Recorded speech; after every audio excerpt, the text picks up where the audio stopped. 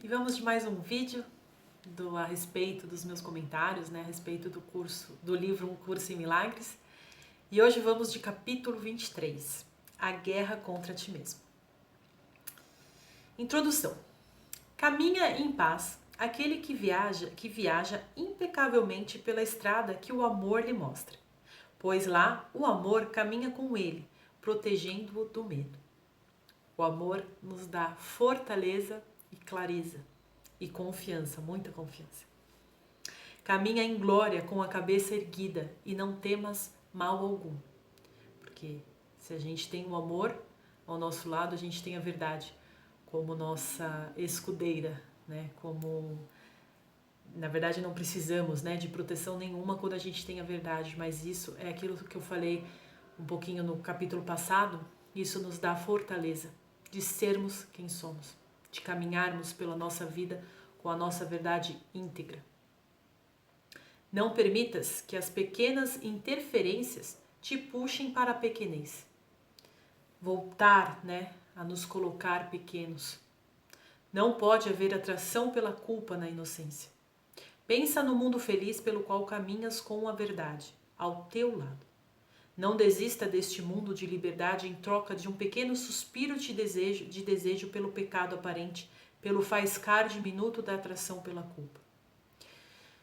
Se a gente estiver em alguma situação que a gente for ver que a gente vai tendenciar para querer curtir uma ilusão ou para querer acreditar numa ilusão, vamos nos colocar mentalmente de novo naquilo que queremos ser. Então vamos fazer o exercício de mentalizar como a gente imagina que seria a nossa vida quando a gente de verdade assim, tiver aceito a nossa verdade, tiver incorporado essa nossa verdade. Como a gente se imagina?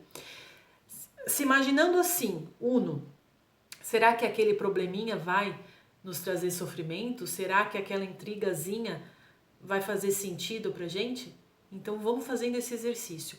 E estando numa situação que a gente vê que a gente vai tendenciar para o lado do ego, vamos lembrar dessa imagem que a gente fez de nós mesmos e vamos fortalecer essa imagem, pessoal, segundo a segundo na nossa vida. Vamos imaginar como seria.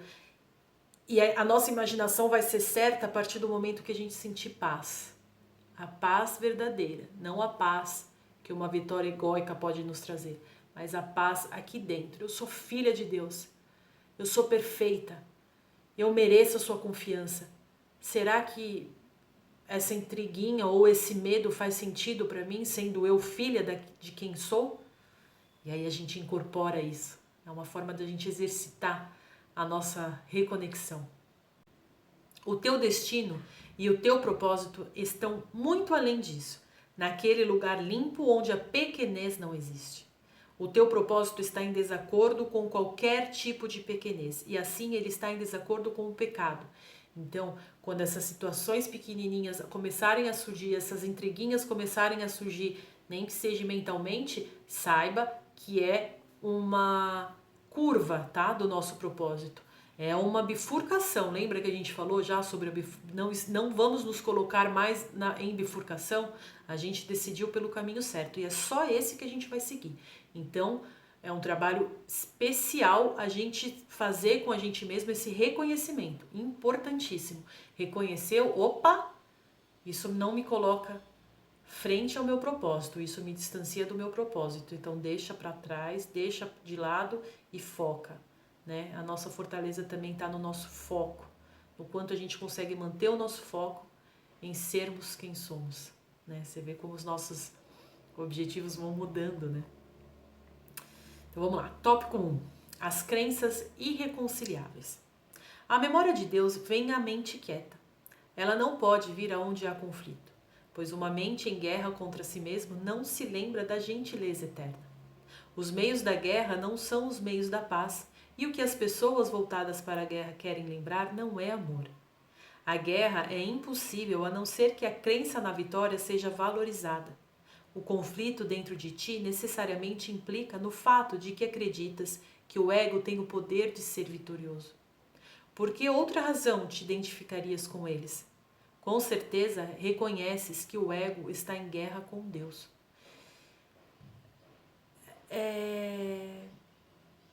A gente, por exemplo, aqui, ó, ele fala assim, ó, o conflito dentro de ti necessariamente implica no fato de que acreditas que o ego tem o poder de ser vitorioso.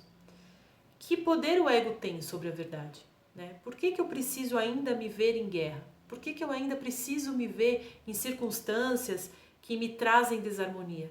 Né? E acreditar nessa desarmonia, acreditar que eu preciso batalhar. Os meios da guerra não são os meios da paz, e o que as pessoas voltadas para a guerra querem lembrar não é amor.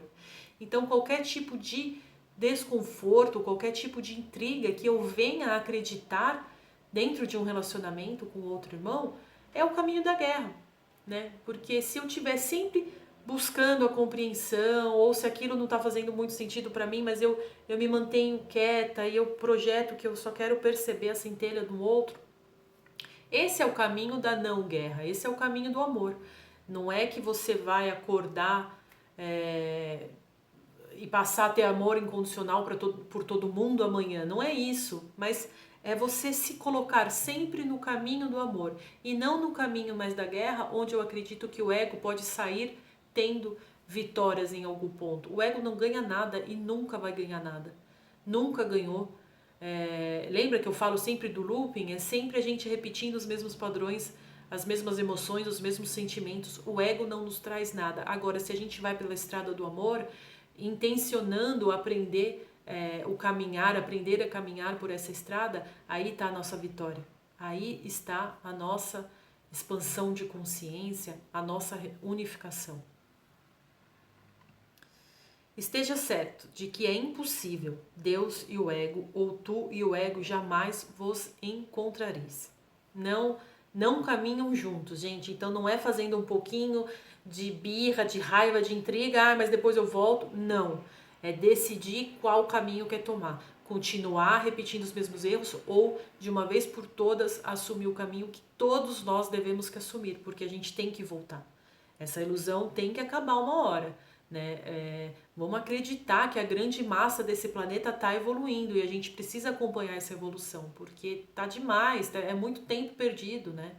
Então a gente hoje tem ferramentas maravilhosas. Abriu a internet, acessou a internet, você tem conhecimento daquilo que você quiser saber, você tem livros maravilhosos hoje em dia, então não tem mais desculpa para a nossa mudança, não tem mais desculpa. É a nossa intenção, né, que é o que vai nos dar a força para caminhar.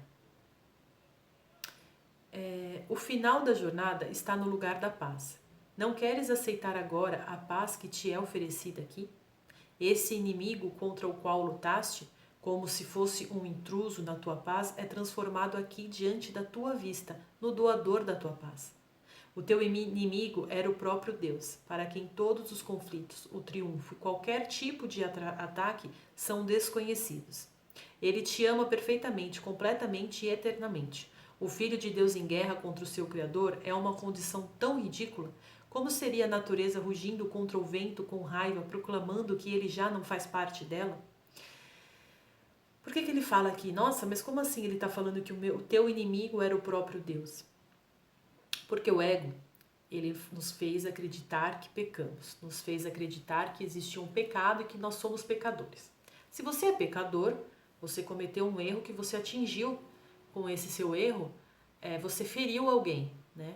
E aí então a gente pecou contra Deus. E Deus quer o que de nós? Quer um sacrifício nosso, para que Ele aceite ou não nos perdoar. Então isso faz com que a gente tenha medo de Deus, porque a gente tem medo desse castigo. Então olha a origem que está do nosso medo. Lá atrás, né? Que nos foi colocado isso e a gente comprou essa ideia. E ao contrário, Deus não está falando que a gente pecou, porque Ele é inabalável, Ele é inatingível. Né? Como é que uma criatura pode ir contra o seu Criador? Isso não existe. Então é reconhecer que esse inimigo, na verdade, que a gente acha que existe, né? Que a gente criou como inimigo, na verdade é o nosso Salvador. Porque é só aceitando Ele, é só querendo a reconexão com Ele, querendo pensar e sentir como Ele, é que a gente vai conseguir encontrar a paz, a felicidade, né? E seja mais o que cada um de nós estiver buscando, mas é só nessa reconexão. Então vamos parar de uma vez por todas. Acabou essa ideia Eu ia até falar um termo pejorativo, mas essa ideia infantil, né? Essa ideia absurda de que Deus é nosso inimigo, de que Ele está querendo nos punir por um pecado que nós cometemos. Porque não cometemos pecado, nós cometemos erros e nós estamos aqui reconhecendo esse erro, reconhecendo esse erro que criamos em ilusão e querendo corrigi-lo. Né? A gente está disposto, a gente quer amar o nosso irmão, a gente quer perdoar tudo, a gente quer parar de pensa assim numa egrégora, numa frequência. A gente quer parar que é negativa, que é uma frequência de briga, de guerras e tal. A gente quer parar de fazer parte disso. A gente não quer mais vibrar. E aí eu vou parar de vibrar, você vai parar de vibrar, o fulano vai parar, uma cidade inteira vai parar, um país inteiro vai parar. A Terra vai parar. A grande parte da população da Terra vai parar. E quando a grande parte da população desse planeta realmente querer parar de guerrear, essa frequência ela vai diminuindo, né? Aí tá o desespero que falam, o desespero do mal, né? Que tá vendo que tá acabando. Por quê? Porque essa frequência tá diminuindo. Ninguém aguenta mais. E chegou o momento disso parar, disso cessar. E aí a gente vai desfazendo essas crenças erradas. E aí recebe amor, recebe amor, recebe amor. E aí a gente vai sentindo essa reconexão. Então esse é o desfazer, né? Esse é o desfazer do erro. É você se colocar no papel de que você não quer mais fazer parte dessa frequência, dessa emanação negativa. Não, eu reconheci, acreditei em ilusões. Ok, só que agora eu vou vir aqui, una aos meus irmãos e vou fazer diferente. E vou mostrar que é possível fazer diferente sendo diferente. Tá? Você não precisa sair palestrando para ninguém, não precisa sair dando aula para ninguém. A gente tem que ser, porque a verdade está em ser o conhecimento. Né? Em vibrar o conhecimento. Aí a gente se desconecta dessa frequência e vamos fortalecendo a frequência do amor nesse planeta, a frequência do amor para todos nós, né? Seres humanos. E aí a gente vai conseguindo cada vez mais expandir a nossa consciência. A guerra contra ti mesmo foi empreendida com o intuito de ensinar ao Filho de Deus que ele não é ele mesmo e não é o filho de seu Pai. Para isso, a memória de seu pai tem que ser esquecida. Ela é esquecida na vida do corpo e se pensas, que és um corpo, acreditarás que a esqueceste. Então, quanto mais enraizado a gente estiver na ideia de que a gente é apenas um corpo físico, mais distante essa ideia vai nos colocando do nosso pai, né? Porque a gente vai acreditando que estamos aqui abandonados. Tópico 2. As leis do caos. Esse capítulo é tão legal, gente. Ele coloca de uma forma muito legal. Vamos lá. As leis do caos podem ser trazidas à luz, embora nunca possam ser compreendidas. Leis caóticas dificilmente têm significado e estão, portanto, fora da esfera da razão. Então, toda essa ilusão e todo esse caos que a gente cria é totalmente fora da esfera que engloba a verdade, daquilo que faz parte da verdade, né? São coisas totalmente soltas. É essencial que se compreenda para o que serve, porque o propósito que tem é fazer com que a verdade seja sem significado e atacá-la. Então a gente vai dissertar aqui, se eu não me engano são 4, a respeito das leis que meio que regem esse mundo de ilusão e essa forma egóica que a gente tem de pensar. Olha que bacana, vamos lá. A primeira lei caótica é que a verdade é diferente para cada um. Eu tenho uma verdade, você tem outra, nós somos separados por verdades diferentes. Não ilusões, a gente coloca como verdade essas ilusões que nos separam. Como todos esses princípios, esse mantém que cada um é separado e tem um conjunto diferente de pensamentos que o põe à margem do outro. Né? Lembra?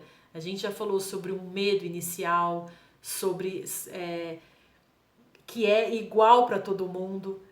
Lembra que eu falei, acho que foi no vídeo passado, que para a força não importa as pequenez do nosso dia a dia, né? Porque ela vê um motivo igual em todos, que faz a gente estar nessa confusão toda.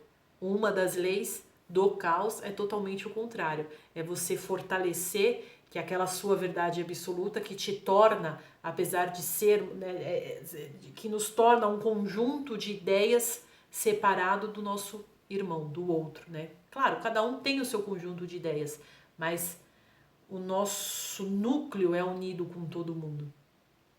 E a lei do caos, essa primeira lei, não. Ela quer dizer que a tua verdade, ela é sua e ela é absoluta. Você é absoluto nesse universo. E não é, né? Nós temos nossas crenças, nós temos as nossas ideias, as nossas interpretações, mas isso não nos torna separados um dos outros. Esse princípio se desenvolve a partir da crença em que existe uma hierarquia de ilusões. Algumas são mais valiosas e, portanto, verdadeiras. Cada um estabelece isso para si mesmo e faz com que seja verdadeiro através do seu ataque ao que o outro valoriza.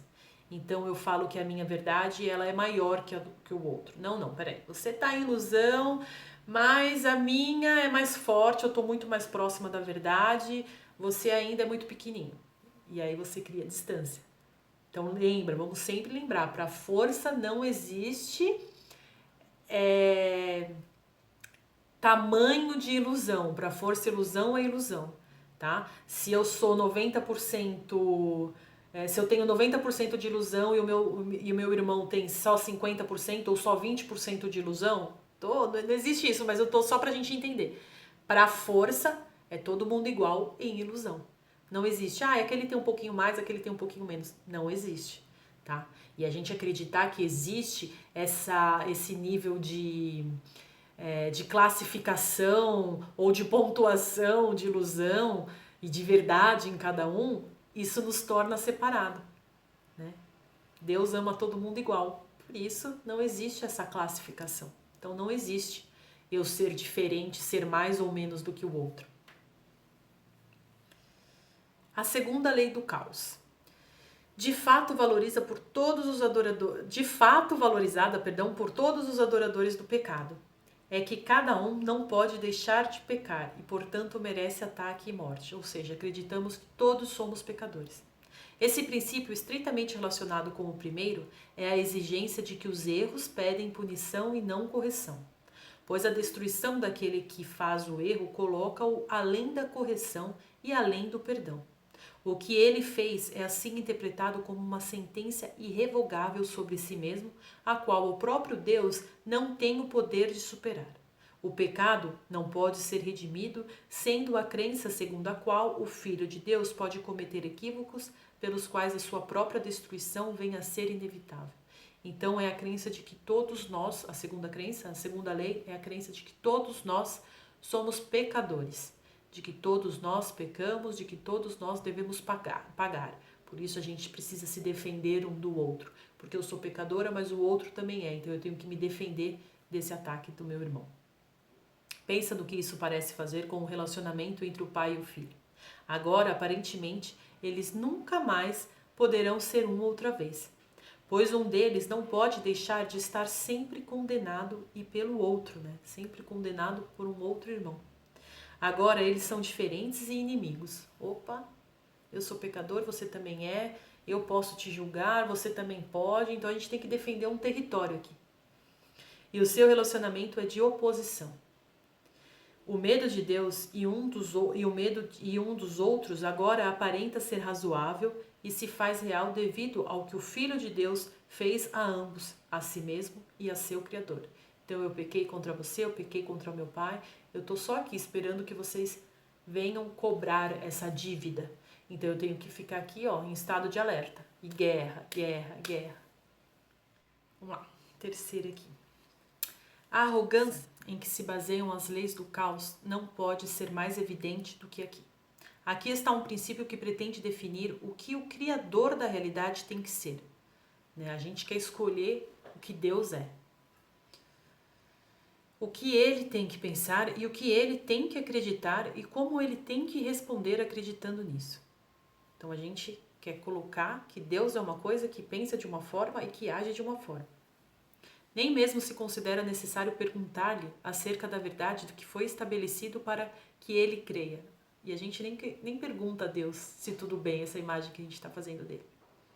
Seu filho pode dizer-lhe isso e ele não tem senão a escolha de aceitar a sua palavra ou estar equivocado.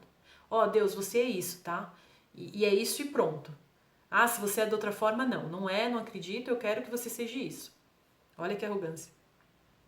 Isso conduz diretamente à terceira crença absurda que parece fazer com que o caos seja eterno.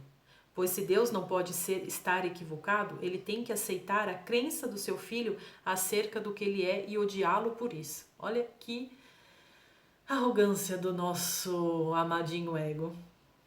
Vê como o medo de Deus é reforçado por esse terceiro princípio. Agora vem a ser impossível voltar-se para ele pedindo ajuda na miséria. Né? Então, se eu criei Deus dessa forma, se eu acredito que Deus é isso, como é que eu, um reles pecador, né, alguém que vai contra Deus, posso chegar nesse meu estado miserento de vida e pedir ajuda? Não posso, eu não mereço. Ele vai me castigar. Então, cria uma relação de medo entre pai e filho. Pois agora ele veio a ser o seu inimigo, que o causou a quem é inútil apelar. Né? Então é inútil pedir a Deus, porque ele quer punição. Então deixa eu ficar aqui quieta no meu canto e tentar passar despercebida pelo seu julgamento. Pois agora a salvação não pode deixar de ser impossível, porque o Salvador veio a ser o seu inimigo. Não pode haver nenhuma liberação, nem é possível escapar. Assim, a expiação vem a ser um mito e a vingança não o perdão. E a vingança não o perdão é a vontade de Deus. Né? Então Deus quer vingança. Então, olha que absurdo. Vamos resumir isso aqui. A gente criou Deus de uma forma diferente do que ele é. A gente acreditou que Deus é uma coisa que foi criada pelo ego, foi criada por essa forma egóica de pensar, que nos fala que Deus é diferente do que ele é em verdade, de que não, ele não é puro amor. Ele é alguém, um ser racional como nós, que está nos julgando, que nos julga pecadores, que vai pegar esse pecado que a gente cometeu e usar como forma de punição sobre nós. Então vamos ficar longe desse Deus aí, porque senão, cara, a gente vai pro inferno, né? A gente vai lá queimar nas chamas do inferno. Então a gente foge. Mas o que isso quer fazer? Qual que é o objetivo de colocar Deus como inimigo? É nos separar da verdade, tá? É nos colocar em ilusão. É falar que a gente está separado de Deus e não uno. Né? Então esse é o objetivo. É falar, sai, entendeu? Vai temer Deus, vai acreditar no pecado, no purgatório, vai acreditar em tudo isso aí, porque aí você fica longe, né? E você longe de Deus é muito mais fácil de ser controlado. Né? Quarta lei do caos. Essa lei aparente é a crença segundo a qual tens aquilo que tomaste de outros. Através disso, a perda do outro vem a ser o teu ganho. Então eu tiro de você e ganho e pego para mim. E assim ela falha em reconhecer que jamais podes tomar coisa alguma de ninguém, a não ser de ti mesmo. Então quando eu tiro do outro, não é do outro que eu estou tirando, é de mim mesmo. Estou me diminuindo, eu estou me despedaçando, eu estou me distanciando da minha verdade. E só eu vou sofrer com isso. Então essa crença de acreditar que a gente tem que pegar do outro para ter. Né? Guerrear, pegar, defender para que o outro não pegue. E agora há uma vaga questão não respondida, ainda não explicada. O que é essa coisa preciosa, essa pérola de valor inestimável, esse tesouro secreto a ser arrancado com justa ira desse inimigo tão traidor e astuto? O que é que a gente tanto quer tirar do outro? E o que tanto a gente quer proteger para que o outro não venha tirar de nós? Ele mantém que é um substituto para o amor. Essa é a mágica que irá curar toda a tua dor, o fator que faltava em tua loucura e que a faça. Então o outro, a gente acredita que o outro tem algo que falta pra gente, que se a gente tivesse aquilo que o outro tem, a gente ia estar feliz. É o substituto do amor. É falar para nós mesmos que não está em nós a nossa chave para sermos verdadeiramente felizes.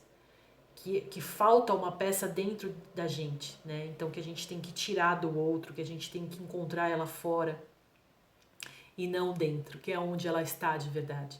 Então a gente acha que a nossa felicidade está projetada ou em alguém, ou em alguma coisa, ou em alguma situação que precisa acontecer na nossa vida, sempre dependendo de ferramentas externas para que a gente encontre essa felicidade. Né? Então a gente tem que ir lá e tomar ela, esse substituto do nosso amor e da nossa felicidade. Essa é a razão pela qual não podes deixar de atacar. Eis aqui o que faz com que a tua vingança seja justificada. Eis aqui, revelada, a dádiva secreta do ego, arrancada do corpo do teu irmão, ali escondida na malícia e no ódio para ser dada àquele a quem a dádiva de fato pertence. Ele quer privar-te do ingrediente secreto que daria significado à tua vida. O amor que está aqui dentro. O substituto para o amor, nascido da tua inimizade com o teu irmão, tem que ser a salvação. Não há nenhum substituto para ele e existe apenas um. E todos os teus relacionamentos não têm senão o propósito de se apoderar dele e fazer com que o seja teu. Então, a gente tem a visão de que sempre alguém vai se aproximar de nós para tirar essa nossa felicidade. O que é um absurdo, porque a nossa felicidade é o nosso amor próprio. E o nosso amor próprio é o nosso reconhecimento, é a nossa reconexão. Isso é o que vai nos fazer feliz. Essa é a nossa felicidade. É nisso que está a nossa felicidade, nessa reconexão. E aí o ego, essa lei que o ego criou, é justamente falar para nós que não, que essa felicidade ela foi roubada por alguém e a gente tem que ir lá e pegar de volta. Essas são as leis que fizeste para a tua salvação. Elas mantêm no mesmo lugar o substituto para o céu que tu preferes. Tá? Então eu acredito que é aí que está o céu. Eu preferi acreditar que isso é a verdade. Né? Essas 4 leis aqui colocadas. Nós escolhemos acreditar nelas, em vez de continuarmos em verdade. Afirmarias e pensarias que é verdade que não acreditas nessas leis sem sentido e nem ages de acordo com elas? E quando olhas para o que elas dizem, não se pode acreditar nelas. Né? A gente acha que tudo isso aqui, imagina, tudo isso que a Fernanda está falando, que esse livro está colocando, é uma grande besteira. Eu não acredito em tudo isso. Voltando aqui, aí ele coloca: irmão, tu acreditas nelas. Pois, de que outra maneira poderias perceber a forma que tomam com um conteúdo como esse? Se a gente não acreditasse nisso, isso não seria realidade para nós. A gente não vivenciaria tudo isso. No entanto, acreditas nelas pela forma que tomam e não reconheces o conteúdo. Né? A gente acredita nas historinhas e não no conteúdo base, no cerne da coisa. Podes pintar lábios cor-de-rosa em um esqueleto, vesti-lo com o que é belo, agradá-lo e mimá-lo e fazê-lo viver? A gente pode pegar uma ilusão, maquiar e tornar ela uma verdade? E podes ficar contente com uma ilusão de que estejas vivendo? Será que a gente se contenta com ilusões? Será que é possível achar que a gente está vivendo dentro de um mundo ilusório, de um mundo de manifestações ilusórias? Não há vida fora do céu. Olha que lindo esse daqui. Não há vida fora do céu. Onde Deus criou a vida, ela tem que estar. Em qualquer estado, à parte do céu, a vida é ilusão. Fora do céu, tudo é ilusão. Na melhor das hipóteses, parece vida. Na pior, parece morte. No entanto, os dois são julgamentos sobre o que não é vida. São iguais na sua falta de acuidade e de significado. A vida fora do céu é impossível e o que não está no céu não está em lugar nenhum. Ou seja, nós não estamos em lugar nenhum, nós estamos em um estado de ilusão.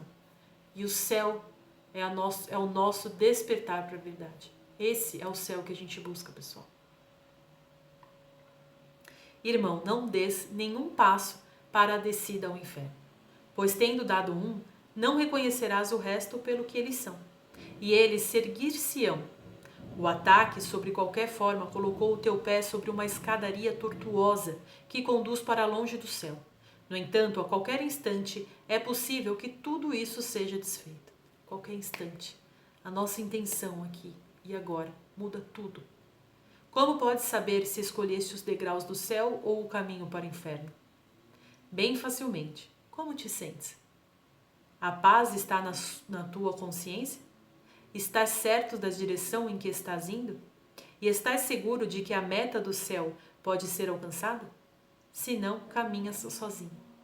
Pede então ao teu amigo que se una a ti e que ele te dê a certeza de onde vais. Estamos em paz? Temos a certeza de que estamos fazendo o nosso melhor? Se não temos, vamos pedir ajuda. O nosso amigo, Cristo, vamos pedir a Ele. E Ele vem e através da nossa intenção, a nossa centelha age como nos dá intuições ou nos guia de como devemos agir.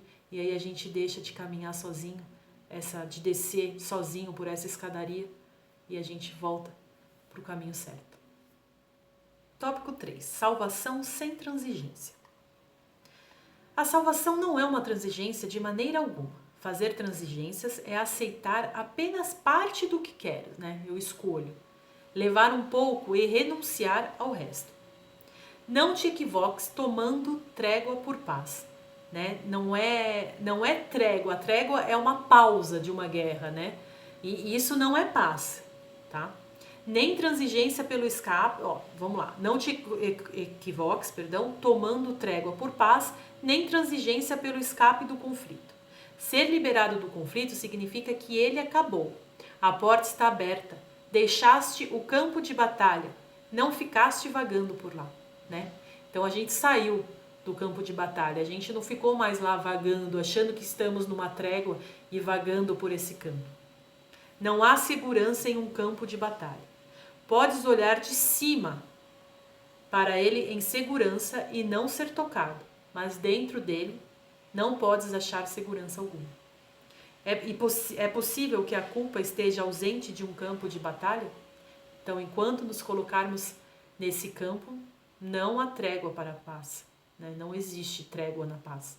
A gente vai estar sempre precisando estar em estado de alerta, porque nunca vamos estar seguros se a gente quiser continuar pensando dessa forma que estamos pensando. Tópico 4. Acima do campo de batalha. Que não permaneças em conflito, pois não há guerra sem ataque. O medo de Deus é o medo da vida e não da morte. Olha que lindo isso. Não é o medo de morrer, é o medo de viver, porque a morte não existe. Então eu tenho medo de viver, eu tenho medo de ser quem eu sou, porque eu tenho medo dessa punição, porque eu acho que quando eu me reconhecer como eu sou, quando eu crescer, quando eu assumir responsabilidades pelos meus erros, eu vou ser punido, né? E é isso que nos impede, é isso que nos faz viver ainda nessa brincadeira ilusória que a gente criou aqui. O céu é totalmente verdadeiro. Nenhuma diferença entra nele e aquilo que é totalmente o mesmo não pode conflitar. Não te é pedido que lutes contra o teu desejo de assassinar, mas é pedido a ti que reconheças que as formas que ele toma escondem a mesma intenção. E é disso que tens medo. O que não é amor é assassinato. O que não é amoroso não pode deixar de ser um ataque. Cada ilusão é um assalto à verdade e cada uma violenta a ideia do amor porque parece ser igualmente verdadeira, né? A gente acredita, a gente põe razão nisso. A bela luz do teu relacionamento é como o amor de Deus. Ela não pode ainda assumir a função santa que Deus deu a seu filho, pois o teu perdão em relação ao teu irmão ainda não é completo e assim não pode ser estendido a toda a criação. Cada forma de assassinato e de ataque que ainda te atraia e que não reconheças pelo que é, limita a cura e os milagres que tens o poder de estender a todos. Então a gente tem esse milagre dentro da gente, esse milagre de expandir em amor. Mas cada conflito que a gente acredita ainda que é real, cada intenção negativa que a gente ainda acredita que o outro tem sobre nós, nos distancia disso, nos enfraquece nisso. Entretanto, o Espírito Santo compreende como aumentar as tuas pequenas dádivas e fazer com que sejam poderosas. Quando a gente solta, quando a gente entrega para Ele, quando a gente se dispõe a mudar a nossa forma de pensar, a nossa forma de julgar o outro. Ele compreende também como é que o teu relacionamento se ergue acima do campo de batalha e não mais dentro dele. Ele nos ergue acima desse campo. Essa é a tua parte, reconhecer que qualquer forma de assassinato não é a tua vontade. Não ver o campo de batalha é agora o teu propósito. Então a gente firma para nós mesmos que a gente não quer mais guerrear com ninguém. Então dentro de qualquer situação que ainda nos traga uma ideia de desarmonia, a gente vai pedir para o Espírito Santo, tá difícil, eu não estou conseguindo mudar a minha forma de ver essa situação, então me erga. para cima desse campo de batalha. Me ensina a ver esse meu irmão não mais como um inimigo. Me coloca fora dessa briga, desse ataque, dessa guerra. Não quero mais batalhar. Me mostra uma forma certa de compreender o outro, uma forma certa de compreender esse relacionamento. E aí a gente vai expandindo a todos os nossos relacionamentos, até a nossa vida estar toda acima desse campo de batalha, desse campo de ilusões. Que sejas erguido e de um ponto mais alto olha para ele lá embaixo. De lá a tua perspectiva será bastante diferente. Aqui no meio do campo de batalha ele de fato parece real. Aqui escolheste ser parte dele. Aqui o assassinato é a tua escolha, né? Enquanto nos colocamos dentro desse campo. Entretanto, do alto, a escolha são os milagres em vez do assassinato.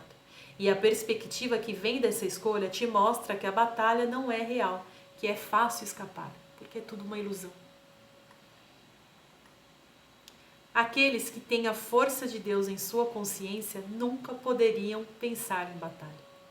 Quando a gente está uno com o amor de Deus, quando a gente quer pensar como Ele, a gente reconhece que a gente não precisa guerrear contra mais ninguém. Ninguém mais é um inimigo para nós. Pois todas as coisas pelas quais se luta no campo de batalha são do corpo. Algo que ele parece oferecer ou possuir. Ninguém que tenha o conhecimento de tudo que tem, poderia buscar a limitação ou valorizar os oferecimentos do corpo. Se eu sei que eu sou completa, por que eu preciso guerrear? O que eu preciso tomar do outro? E se o outro também é completo, o que eu tenho que ele precisa tomar? Ele também tem tudo. A gente não precisa mais brigar por nada. Nós não somos inimigos, pessoal. Nós somos amigos, nós somos irmãos. Então a gente tem que parar de ver o outro como inimigo. Se ele está vendo a gente ainda como inimigo, o problema é dele. Uma hora a consciência dele vai ter que mudar, ele vai ter que se virar para recuperar o tempo perdido. Mas vamos fazer a nossa parte. Não importa como o outro está vendo a gente, importa como a gente vê o outro. O que pode conflitar com tudo e o que há lá que ofereça menos e possa ainda assim ser mais querido? Quem, sustentado pelo amor de Deus, poderia achar a escolha entre os milagres e o assassinato difícil de fazer?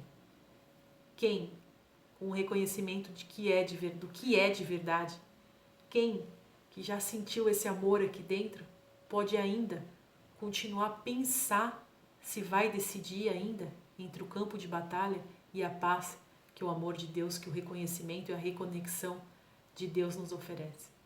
Então, de novo, eu vou repetir. Basta a nossa intenção. O que a força precisa é da nossa intenção. Pai, eu quero me reconectar. Me ensina a ver a todos como irmãos. Me ensina a não mais ver meu irmão como inimigo meu. Me tira desse campo de batalha. Eu quero sair daqui. E a gente vai sair. Obrigada, pessoal.